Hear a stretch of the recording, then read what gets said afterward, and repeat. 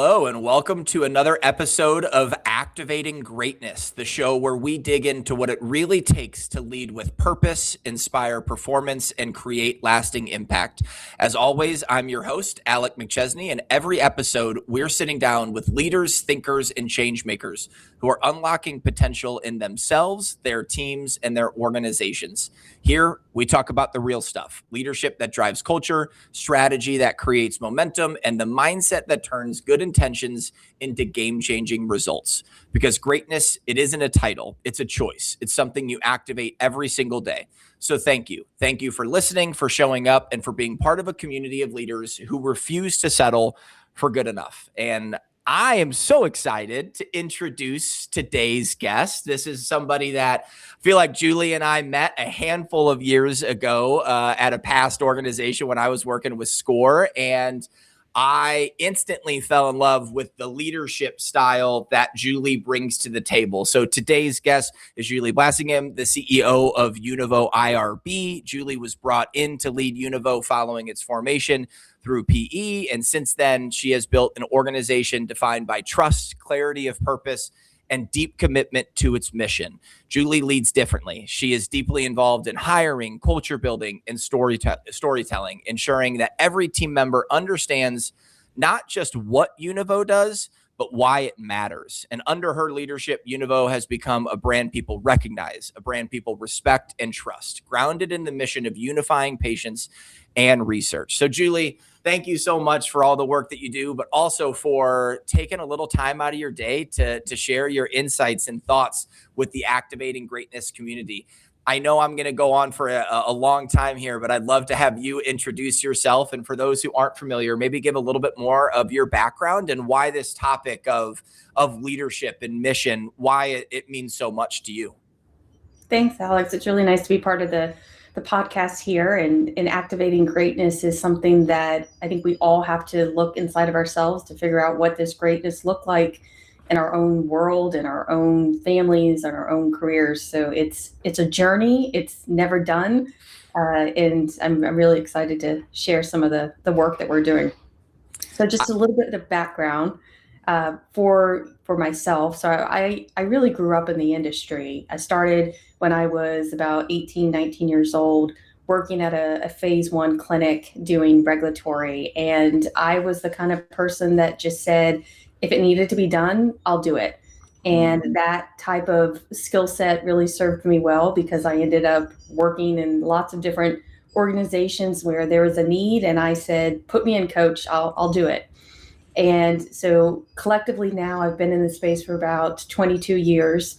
And about 17 of those years have been spent at different central IRBs.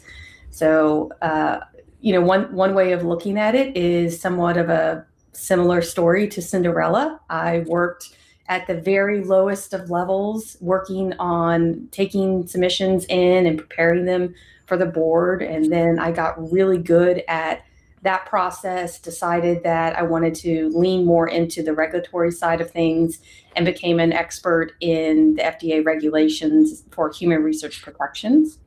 And from there, I ended up being a chair and a vice chair for the boards, for the IRB boards, and was able to really put together training programs to help new board members come in and learn what they needed to do to protect patients.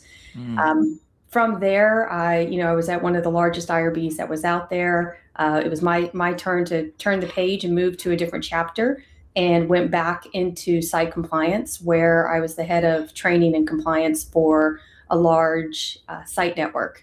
And it was that moment in my career that I realized that, sometimes it takes leaving great places to see what additional greatness you have in you.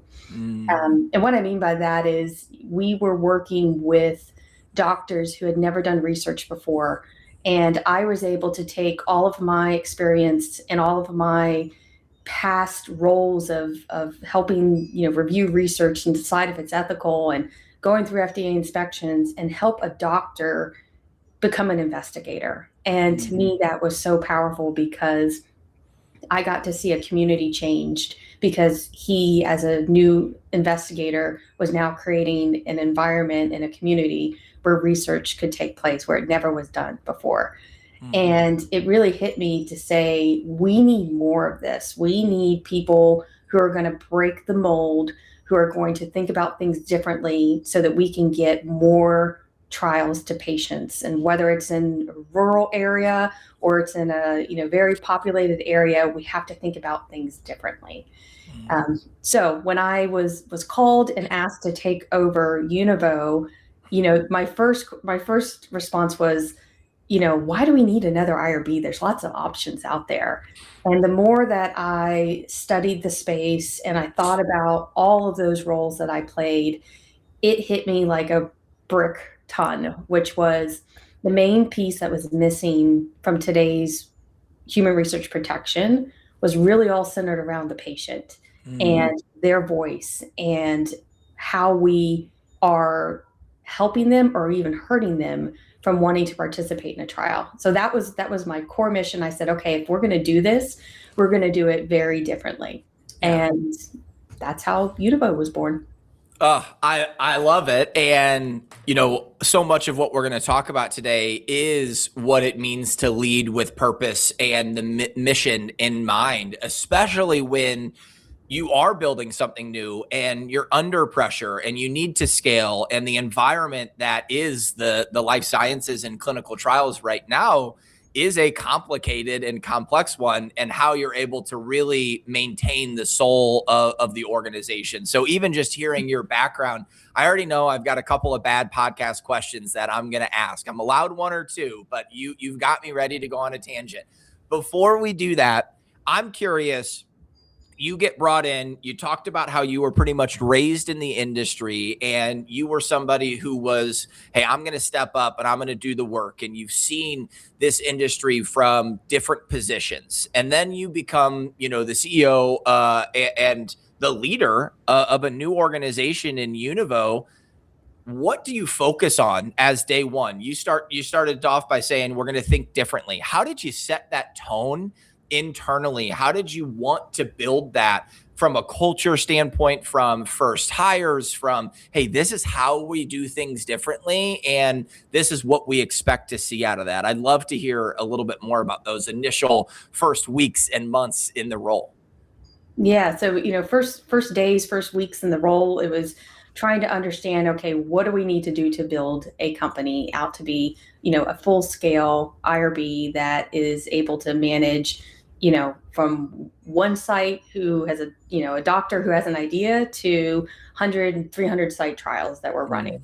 And for me, it was about going back to the intentionality. And it was, two things were the people and the strategy. So thinking about people, it was, and I had this luxury that a lot of people don't have when they're building companies, which is I got to work with the best of the best in my history and working at all these different companies. So I got to handpick the people that I thought were the best at doing this role or the best at doing that role and bring them up in the organization to do something greater. So I was looking for those people who may have been overlooked in previous positions because maybe they didn't have, the certain title, or they didn't have, let's be frank, all the gray hair that needed to be had to have that particular role. Yeah. But they were solid and they were passionate about what they were doing. And they also believed in me. And to me, that was really important that, starting a company from almost scratch is hard. And, you have to, there's a lot of hard days and there's a lot of great days. And you've got to have people who can flex with you. Mm-hmm. So first off, people, finding the best you can, handpicking them, and also being very frank and honest with them of this is what your day-to-day may look like. And you're going to have some hard times. But you know what? We're going to do that together.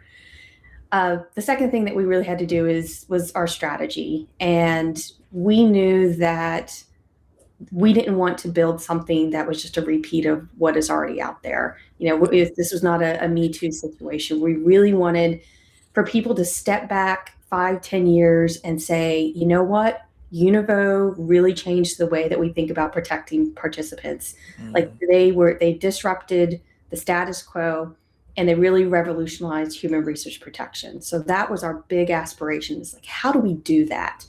And, there's lots of really good personal stories that people were able to relate to. So whether it's, something that happened while they were locked up in the COVID timeframe, Mm-hmm. or they have a personal story of someone who got sick and wasn't able to get the treatment that they needed. Everybody was able to connect to the why of why we want to do things better and be different.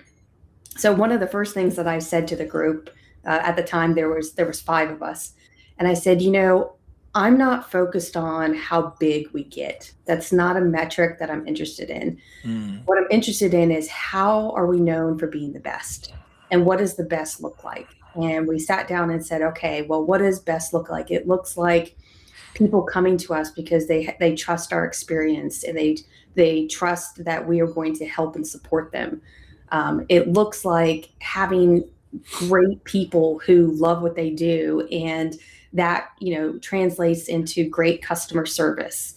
It looks like technology that is the best that it can be for all of the time and technology advancements that we have. So that really helped anchor us into what our strategy was going to be, which is really around making sure that patient voice is the heart of what we do.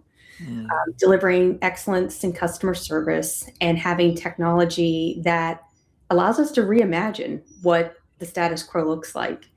And, I tell people, I want our technology to be so good that it allows our people to be even better. What I mean by that is, let's take the administrative things off of our teams day to day. There's AI, there's all kinds of great tools out there that make their job easier.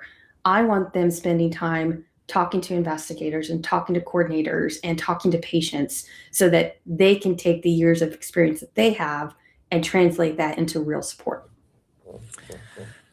Julie, this is why you're on the podcast. That right there, that answer, I can pull that, and it's a lesson in leadership in its own right. And we got a couple of thoughts on it. I want to go back to the first thing that you said, which was people first and then strategy second. And, it's something that we talk about at Velocity. We talk about having leadership that is ready to go, having strategy and culture, and people are at the center of all of this. And I'm currently listening to Beyond Entrepreneurship 2.0 by Jim Collins. And there's a whole chapter, it's like an hour's worth of content about, if the people aren't right, the strategy is irrelevant. And so you have to spend the time up front to invest in the right people and ensure that they're bought in to the mission, to the vision of the organization.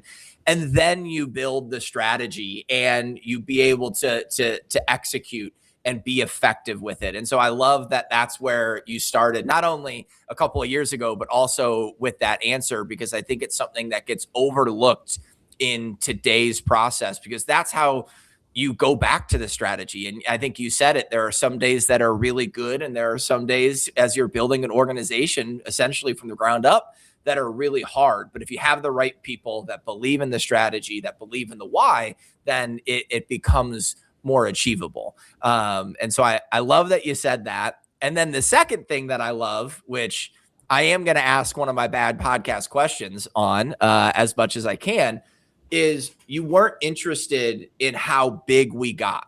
You wanted to define what success looks like. And if you hit a dollar amount, but nobody likes working with you, and you're not the best at anything, you're not successful. And so I'm curious, as you said that internally, as you said that as an organization that has private backing, like what led you to be able to say that? What gave you the confidence to be able to have that as a metric from a goal standpoint? And then how was it received? How was it received internally from your team? How did you maybe even measure it? Whatever you're willing to share on that side of this, I'm really curious about, because it is a hot button topic in our industry right now, and in a couple others that we serve on the construction side, especially, where you think growth at all cost. And the way that you framed it, I just absolutely adore. So anything you're willing to share, I'm all ears. Yeah, well, a couple of things led me to that. Uh, the first being that you have the right people and they can do amazing things.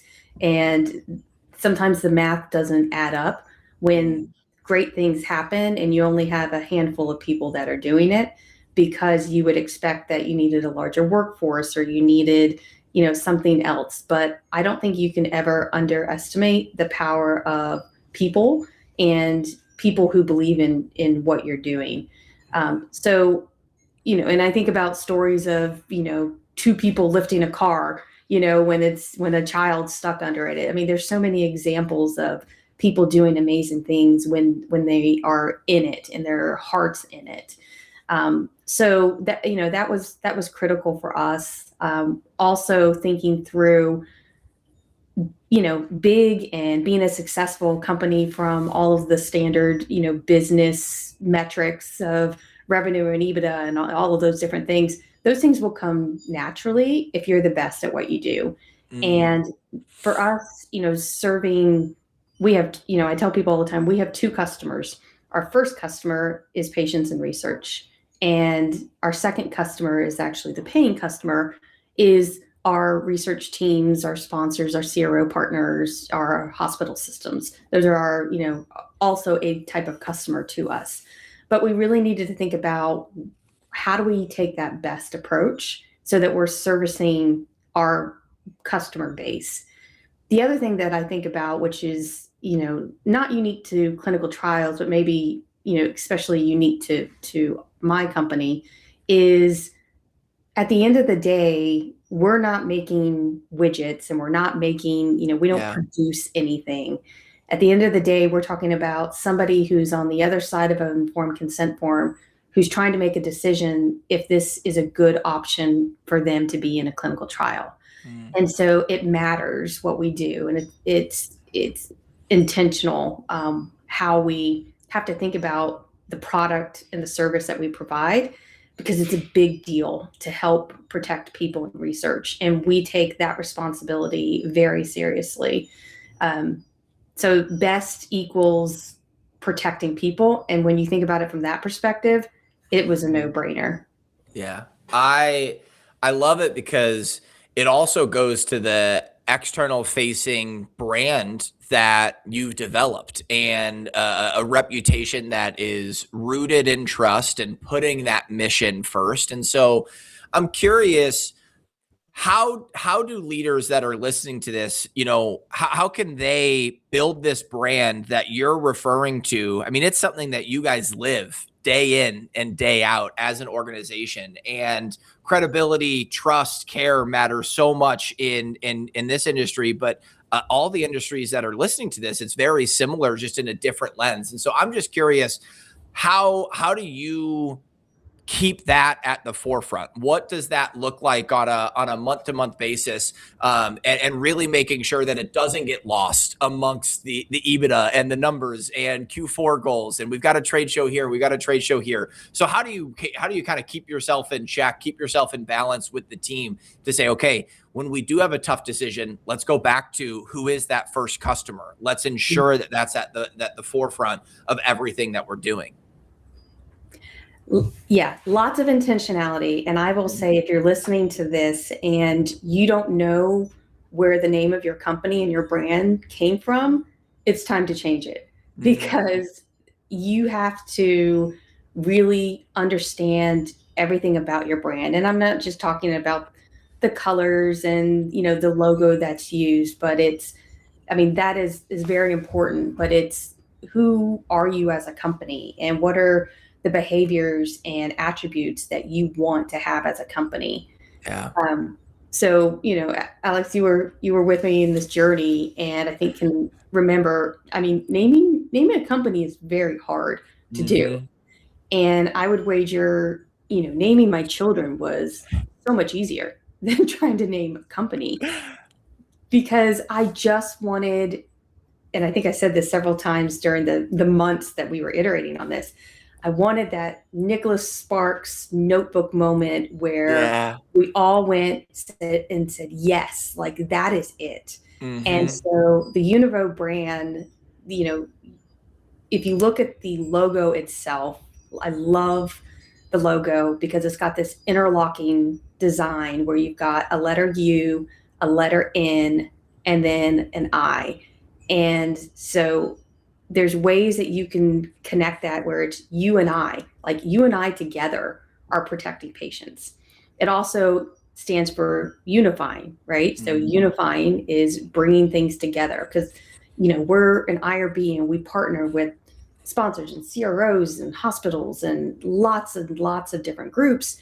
And we have this ability to bring people together in that unification. And so we knew that, the letters U and I were really important, but also the voice of the patient was going back to that critical mission for us. Yeah. So VO in Univo stands for the voice of the patient. So just seeing the letters, you're able to tell the story of what we want to do. We want to bring that voice of the patient into everybody that we work with, every stage of research. We want to always be thinking about how do we protect patients and how do we do it better. Yeah. And then if you look at the logo, you'll also see that there is a letter I that is in this beautiful yellow golden color that I've learned to love so much because that letter I represents individual patients. And if you think about it, it's a very general color. It represents everybody.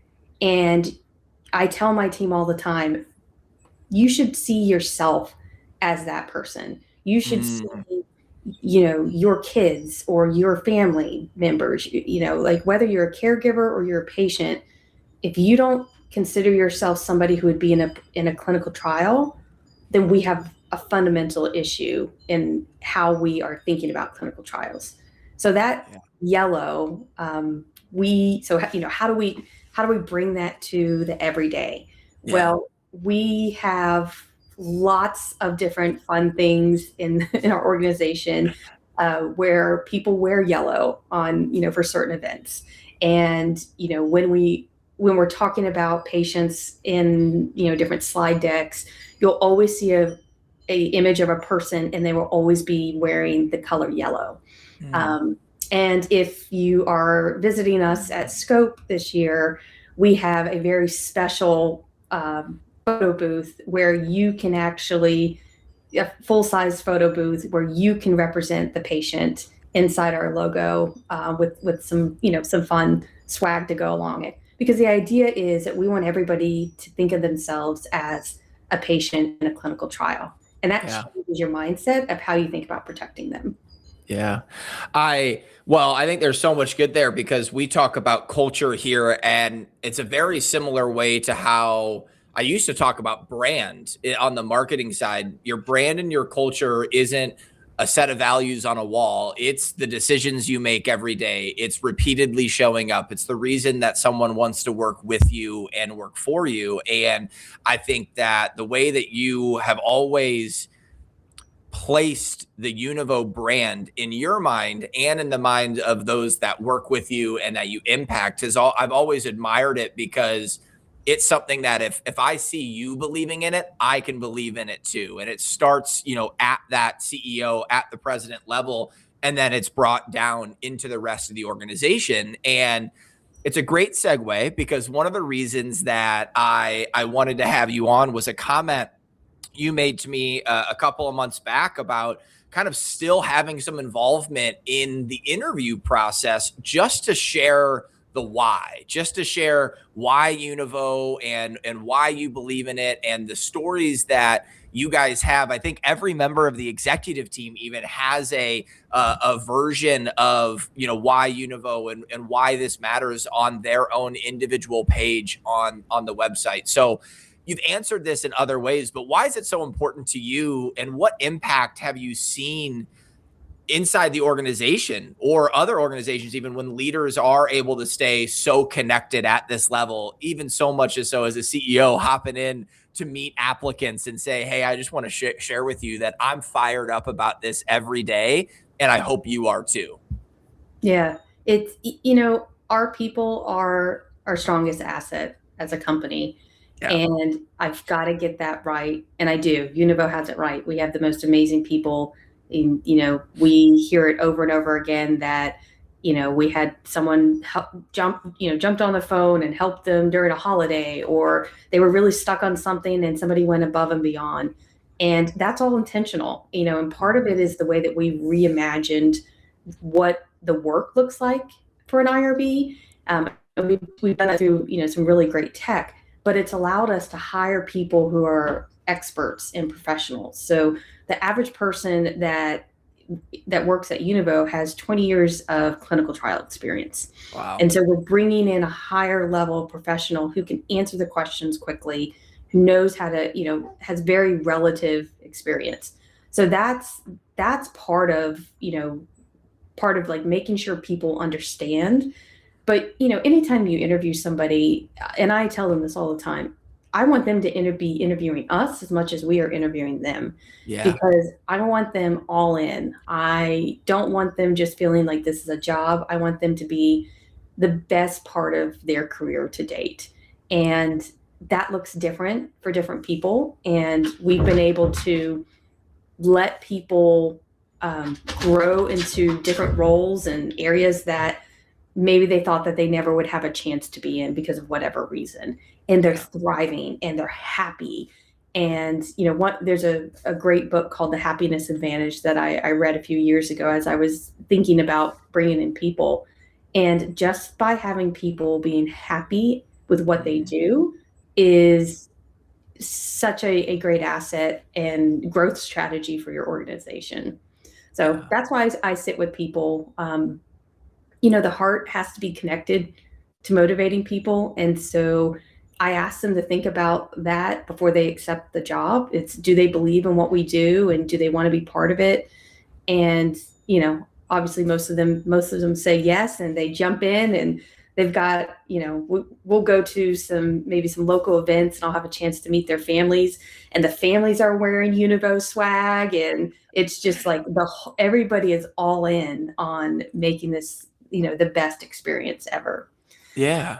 Well, go ahead. Finish, please. Yeah, keep going. One other thing I'll leave you with is, Yeah. the other thing I tell people is you can be the absolute best at what you do. So you're the best salesperson or the best operator, but if you're difficult to work with, then Univo's not the place for you. So it's also about being strategic and intentional people that you're not going to hire. Yeah.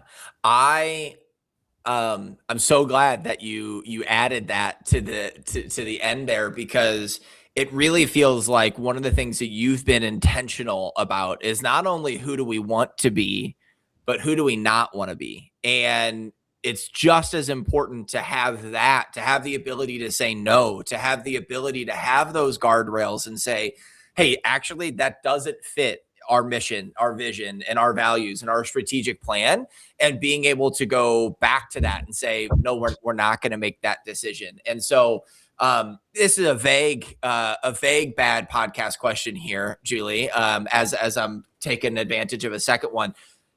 Can you be honest with it? How tough is that sometimes? I mean, is it as easy as, hey, we have the plan, we know who we are? I think more and more we talk about shiny objects and things are coming in and there's new opportunities. How often are you looking at things and saying, no, this is not who we want to be. We have this guardrail for a reason, and we want to stay strong and stay true to that. How difficult is that as a leader that is also trying to grow and has the private equity environment? What does that look like in your mind? Yeah, that's a great question. And, I think it all stems from what is, you have to be intentional, and you have to also, sometimes say no to private equity. And, that is like finding the right partner. Obviously, I think everybody's aligned with, you want a growing and a healthy organization that has, year over year growth, and you're providing a service that people need, and you've got the right people and process and technology, and, having financial backing through a PE firm allows you to do that at greater scale. But it also means that for me, I was not going to sacrifice anything that would put the company at risk, anything that would put patients at risk or any of our customers at risk. And this is where I think my background in knowing this industry so well and knowing the regulations and knowing where you can get yourself into trouble, in my mind, it's very easy to say, this is where we're going. And that over there is that shiny object that looks great, but here's why it doesn't fit into what we're doing. And here's where, it jeopardizes the purification of the IRB process. So I would say I'm a little bit at a disadvantage because I can take those shiny things and say that is absolutely not what we're doing. Yeah. But the other pieces, you've got to, I view everything through the lens of, does this make research better for patients? And just because everybody else is doing it doesn't mean that it's something that I need to do. So there's a lot to be said of how you think about what to fold in and what not to fold in. Talk about a true north from a strategic plan roadmap. That's what's on the chalkboard at the top, and that's what's on the printout internally, and being able to ask yourself and your team that question. I'm sure that alone disqualifies a lot of shiny objects in a short time frame. And then there's some that maybe you see and you ask that question and you have to do more research on and say, hey, this might actually move us a little bit forward and it might change our strategy. But if it doesn't answer that question in a positive way, you can kind of discard it and keep your eyes, on the prize, for a lack of a better term there. Yeah. It's really created a nice lens to review everything from, really, and be able to say no. Because as you know, strategy, so much of it is not what you're going to do, but what you're not going to do. Yeah. Okay. I've got a question that I just kind of thought of thinking about your background before we get into the rapid fire leadership question. One of the things that I love about the Activating Greatness podcast, and that we've heard early on reviews about, is that there are so many different ways to become a leader. And there are some people who were born and bred to be CEOs, and they knew it from the beginning. They had that entrepreneur spirit. And then there's others, especially in our industry, they were a scientist for 10, 15, 20 years, and then kind of molded themselves into it. I'm curious, just, somebody that started out and it's been a journey for you, for the last 20, 22 years. Did you know that this was something you wanted to do? When was there kind of a light bulb that said, hey, leading a team, leading an organization, I know it's in my future? Or was it the Univo opportunity specifically? I would love to hear just kind of what gave you the confidence, or what was that moment that said, I know I can take that next step and be the leader that you are today.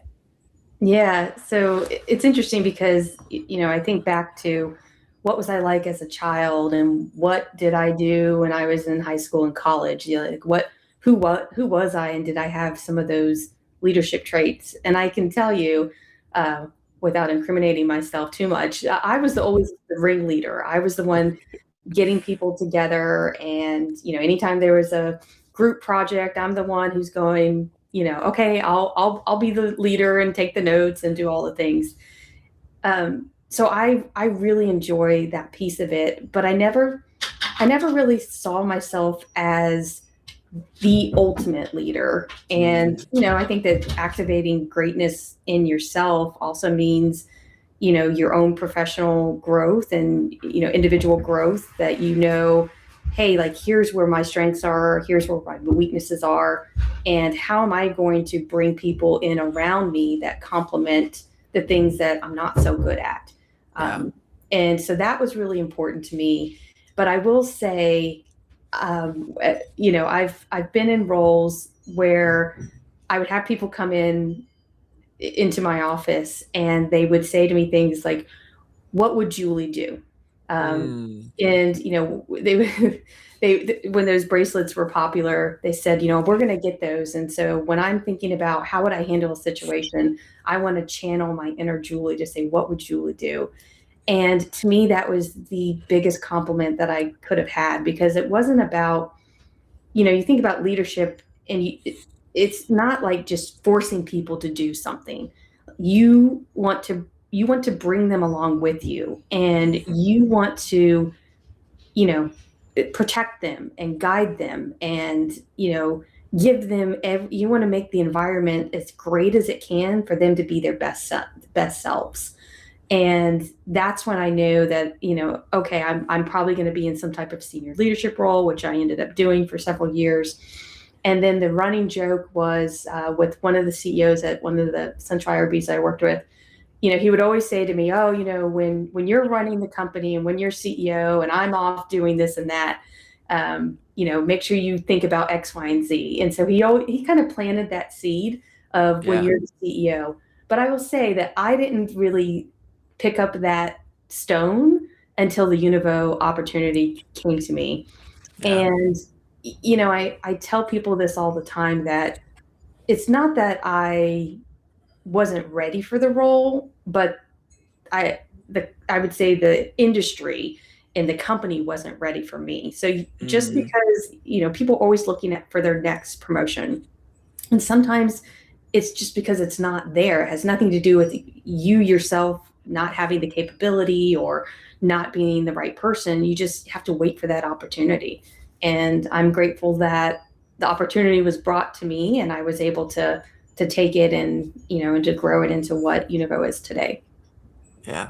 Thank you for answering that. I think there's a lot of people, especially on that, wanting the promotion, and sometimes that right role, that promotion might not be the right fit, but the right role is a few months away or a year or two away. And I think it kind of goes back to who you were at the beginning of your career. Sometimes you just got to put in the work, and it might be different, but the right opportunity will come, and you'd rather have the right opportunity at the right time in your situation than taking on another opportunity that maybe wasn't going to allow you to be as flexible with the brand and as fun. I mean, the photo booth at Scope and the Univo unicorn and the Light Bright from a couple of years ago. I mean, you guys have done a lot of things that not every company is willing to do. So kudos to you on that. And thank you so much. This has been just an unbelievable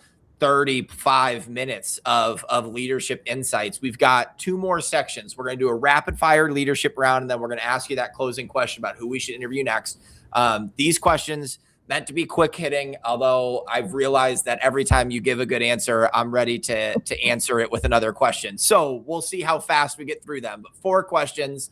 Question number 1, what is one leadership habit that you rely on every single day, no matter what? That's an easy one. I start every day with some quiet time. So whether it be enjoying your cup of coffee, you can't take your commute to work as quiet time because that's hectic. But find a place where you can just have a few minutes to clear your head, to think through, what is it that I want to accomplish today, and what does success look like for me today? I love it, and it's becoming a recurring theme. Quiet time, analog, no cell phone, no email, and it's something that we're hearing a lot on the podcast. So I love it. Number 2, what is the most underrated skill that a leader needs to succeed today? Mm, another good one. I would say it's a combination of humility and selflessness, because at the end of the day, it's not about me. It's about my team. It's about my company and the great work that we're doing. When I take and I, provide that selflessness to say, I may not be the best person to do this pitch. I may not be the best person to work on this piece. My job is to have people around me who fill in all of those areas, right? Like going back to bringing in the best. So I don't need to do it. I don't need to micromanage. How do I empower them to be their best selves? Yeah, I love it. That's a fantastic answer. First time we've heard that so far. So that's even bonus points for that. Question number 3, on the opposite side, what is something or one thing that you believe great leaders need to stop doing? If I could get rid of one thing, it would be emails. Stop sending emails. There's no passion, there's no tone. It's one directional. So when I send out an email, it sounds almost like an edict or a dictatorship of, thou shalt do exactly what the CEO says. And that's not how people engage. People want to be heard and have a voice. And again, like going back to being humble and having that humility, because I say something may not be exactly, there may be other opinions. And if you just send an email, you don't open up the opportunity for people to have that dialogue.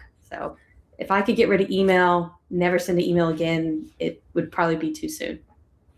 I can't agree more. I'm so in on this. I don't know how we make email disappear or just written bad emails. Like Julie, that I am a huge proponent of just sending videos. And so a lot of time I'll just send a video instead of it. Because I'm also on the anti-email train. So maybe you and I will start a coalition. We'll get some signatures, and we can get the people going on that.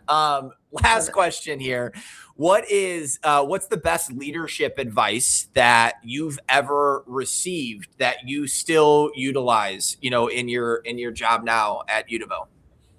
So I read, it's probably been 10 years ago, that the most successful leaders have a hobby. And, your happiness should matter just as much as the happiness that you're trying to cultivate with your team. So have something that brings you joy outside of the work environment, whatever that is. For me, I really enjoy equestrians and animals and helping to rescue animals in bad situations. And that's where I find joy. And I can be out on a horse ride and something will just come to me of, oh, we really should be doing this at Univo. So it opens up your mind to think differently. And if you never have that time to do that, where you're just always sitting in front of your 10,000 monitors, answering your 10,000 emails, your brain doesn't get to work and be creative. So have a hobby. I love it. I'm on like a full on push. I think I'm annoying my wife at this point about being more like whimsical and hobby driven in 2026, because in a similar fashion, the best parenting advice, we've got a 10-month-old now, and the best parenting advice that we've received is if you're not happy, then it's going to be very difficult to have a happy household. So if you don't take the time and make sure you do go work out or make sure you do spend a little bit of time away, then you're going to feel it. And so will your children. And I think it's a very similar, there's a lot of parallels between that and that answer. And we need more time away from the screens, because that's where the best ideas are occurring. So I love that answer, Julie. So thank you. All right. Final question. This is exactly why the Activating Greatness podcast exists. 45 minutes worth the price of admission. I'm so excited for people to be able to listen to this. The last question is, Julie, who is one leader that we should interview next? Somebody that is doing meaningful work that others can learn from the same way that they've learned from you today. So I was going through the list that you already have, which is very impressive. And I saw that you had Jeannie Hecht on there already. So I, can't use that one, but I just shout out to Jeannie. She's the CEO of Lexitas, also based here in the Raleigh area. So I've got a chance to know her a little bit, and just a wonderful, strong woman in the space, one that I really look up to. So I'm glad that she's on your list.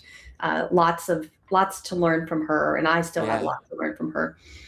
So someone that I didn't see on your list, who is also very prominent in the Raleigh area, is Peyton Howell. And she is the CEO of Parexel. And likewise, I had a chance to meet her and get to know her a little bit. And, when I watch Peyton on either in social media or at a conference, she really does live out her brand. And she will sign, everybody in the organization when they're either on emails or, putting things on LinkedIn, they sign with heart, which is, part of their brand. And it's pink, and she wears the pink glasses. And to me, that's, similar to the Univo yellow. I think she just does a phenomenal job with her, with the brand and with her culture. And I'm sure if you could get her to be on the podcast, that there's a lot more that we can all learn from her and her strategies and tactics. So Yeah, that's what I love that recommendation because I have seen Peyton at a conference and left the room fired up, ready to run through a brick wall from the tone that she was able to set. So we will absolutely. I'm so excited that you recommended her, because I think she's a great fit who we can all continue to learn more from. Julie, this has been amazing. I really appreciate you taking time out of your day. I know this is airing in February. I'm sure people are going to see you around at trade shows. Make sure you stop by, talk to Julie, talk to the Univo team. They're doing fantastic work. If you listen to this and you want to connect, feel free to connect with Julie on LinkedIn, or you can always send me a message. Make sure you leave it 5 stars, leave comments, tell Julie how much you appreciate her taking time out of her day to support the Activating Greatness podcast. As always, if you're listening to this and you think that you should be on the show, or maybe you know a leader in your life that should be sharing their story, please reach out, because we'd love to have them on. I can't believe it. Julie is episode 8 or 9, and we've got 45 or so in the making here in 2026, but we're just going to keep on rolling and creating content. So Julie, any final words from you other than just how fantastic you were for the last 45 minutes or so? If you see me at a conference and you're wearing yellow or I'm wearing yellow, please come up to me and say, I know what the yellow stands for now. I love it. Make sure you get a picture, share it on social media, and continue to put patients first. I think that's a fantastic way that we can end this episode. And as always, thank you for listening, and again, for being part of that community of leaders who refuse to settle for good enough. My pleasure.